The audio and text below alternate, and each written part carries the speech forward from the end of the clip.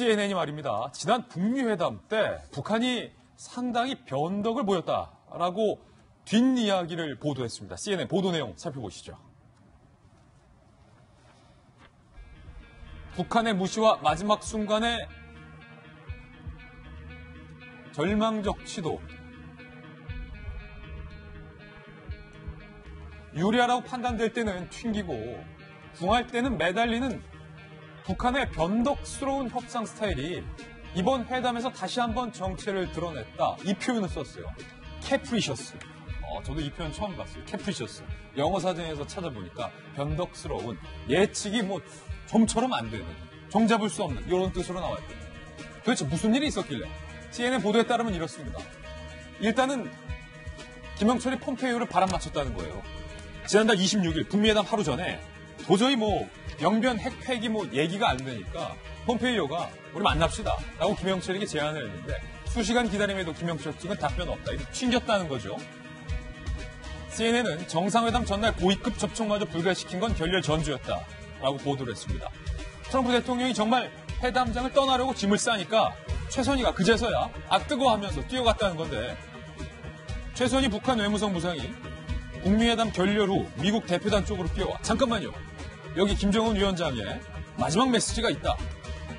전달받은 미국 관리들이 좀 더 분명히 해달라. 최선희가 허둥지둥 돌아갔다가 다시 왔다는 거예요. 제가를 받고 왔죠. 김정은의 대답을 전달했는데 영변 핵시설의 모든 것을 포함한다. 그제서야 영변 핵시설을 폐기하겠다라고 전달했지만 이미 큰 감흥을 못 받은 트럼프 대통령은 최종 결렬을 선언하고 몇 시간 만에 짐 싸서 떠났다라는 겁니다. 김영주 의원님. 이 모습을 CNN이 보도하면서 북한이 유리할 때는 튕기고 급할 때는 태도를 바꾸는 캐프리셔스, 변덕스러운 모습을 보였다라고 보도했어요. 네네. 실제적으로 방금 이제 앵커께서 말씀하신 건 있습니다만은 사실은 우리 외무성 부수장인 최순희도 얘기한 것처럼 미국식을 잘 이해하지 못했다는 것에 얘기합니다. 말하자면 하루 전날 폼페이오가 이 정도 해가지고는 회담이 결렬될 것 같으니까 실질적으로 마무리를 더 하자라고 북한에 얘기했는데, 말하자면 변덕스럽게도 그때는 전략 전술적 방법으로서 튕긴 거죠. 대응을 안 하다가 결과적으로는 실제적으로 김정은 자체는 나중에 시간이 몰려가는, 우리에게 시간이 필요하다는 말이 있을 정도로 다급해지게 되었습니다.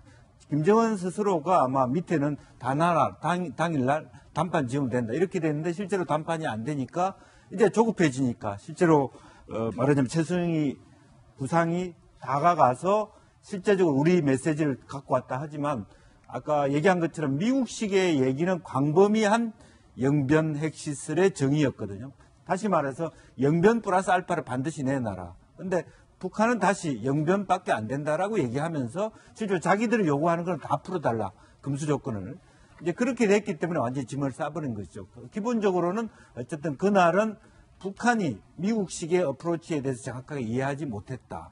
자기네들의 변동스러운 전략과 전술이 통할 것처럼 보이지만 이번에 전혀 통하지 않았기 때문에 거기에 대해서 나중에 아마 김정은이가 그런 전략과 전술을 짠 사람들에 대한 숙청이라든지 조치가 있을 걸로 그렇게 예상이 되는 일부 기류도 보이는 것입니다. 예, 그러니까 허은하 소장님, 최선희가 다급해가지고 2번을 왔다 갔다 했다는 거예요. 처음에는 트럼프 대통령이 짐 싸서 가려고 하니까 미국 측에 잠깐만요 라고 쪽지를 왔는데 미국 측에서 좀 정확하게 해달라. 이게 뭔 말이냐라고 하니까 다시 김정은 위원장이 갔다가 다시 가서 받아왔지만 이미 그때는 결렬했다. 네. 좀 불길한 징후가 사실 저희 돌직구쇼에서도 계속 얘기를 했었던 것 같아요. 26일, 27일까지는 분명히 김정은 위원장이 주인공이었습니다. 주연처럼 아주 강한 모습을 보였고 자신감을 보였는데 이 협상이 이렇게 결렬될 거라고는 정말 1%도 예측을 못한 것 같아요.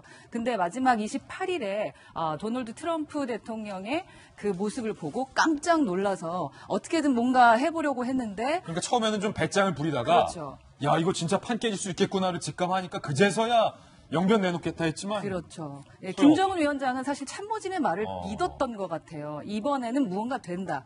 근데 참모진에서는 정말 걱정을 했겠죠. 이러다 우리 돌아가서 큰일 난다. 라는 생각도 하지 않았을까 싶어요. 그래서 어떻게든 결렬은 되지 않게 하기 위해서 노력을 했는데 사실은 저희가 예측했던 것처럼 도널드 트럼프는 결렬까지 생각을 하고 왔어요. 우리가 그 넥타이를 보고도 생각을 했었잖아요.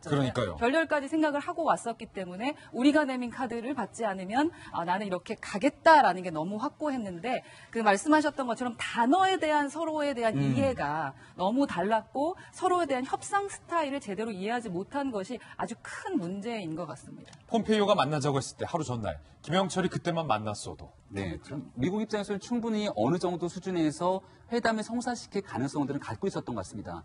제가 바라보건데 미국 입장에선 A안, B안, C안, D안까지 여러 가지 안들을 갖고 있었는데 그 안 중에 정말 핵심적인 내용들을 사실 우리 정부에 전달하지 않은 것은 아니냐라는 얘기들이 있는 거고 그중에 북한이 가장 바라보고 싶은 내용들만 일단 던졌기 때문에 김정은 위원장은 60시간이 넘는 열차를 타고 하늘까지 오게 된 거죠. 근데 지금 가장 우려되는 대목 중에 하나는요. 예. 김정은 위원장은 전혀 회담 실패를 예측하지 못했고 회담이 끝나고 나서 젊은 지도자가 표정 관리가 안 될 정도로 속된 말로 멘붕 상태에 빠진 겁니다. 멘탈이 붕괴됐다. 그리고 이미 평양을 떠나서 오는 과정에 평양이 대대적으로 보도했어요. 트럼프 대통령을 만나서 성공적인 회담이 될 것이라고 했지만 회담이 결렬되고 나서도 북한 내부에서는 잘 됐다고 얘기를 했거든요. 오늘자 이 기사에 따르면은 북한 내부에서도 하노이 회담이 결렬됐다는 소식이 일파만파 퍼져나가고 있다는 겁니다. 그러니까 김정은 위원장 입장에서는 수령은 오류가 있어서는 안 되는 무오류의 존재인데 오류를 발생시켰다라면 이 책임을 누군가한테 전가시켜야 되잖아요. 그래서 벌써부터 숙청설이 나도는 건데 살림살이는 나아지지 않았고 네. 그 책임을 숙청설로 이어진다. 그 모든 책임을 수령이 직접 질 수는 없는 거라 다른 사람한테 전가시키게 된다면 바로 폼페이오 장관과의 회담에서 성공을 시키지 못한 김영철 부위원장 그리고 더 나아가서 이것들을 이끌고 왔던 스티브 비건의 파트너인 김혁철 대미 특별대표 등에 대해서 완전한 숙청설이 진행되는 것은 아니냐 이런 설까지 지금 떠들고 있는 상황입니다. 한편 북한 얘기가 나와서 그런데요. 김일성, 김정일 부자의 시신을 보존하기 위해서 북한이 러시아 전문가들에게 매년 4만 달러 이상을 쏟아붓고 있다는 얘기가 나왔습니다. 러시아 레닌 연구소의 전문가팀이 김일성, 김정일의 시신을 여전히 관리 중이다라는 얘기가 나와요. 매년 약 40만 달러 지급할 것으로 예상이 돼 있다. 4억 5천여만 원. 러시아 통역이 또 여쭤봐야죠. 김영주 의원. 네.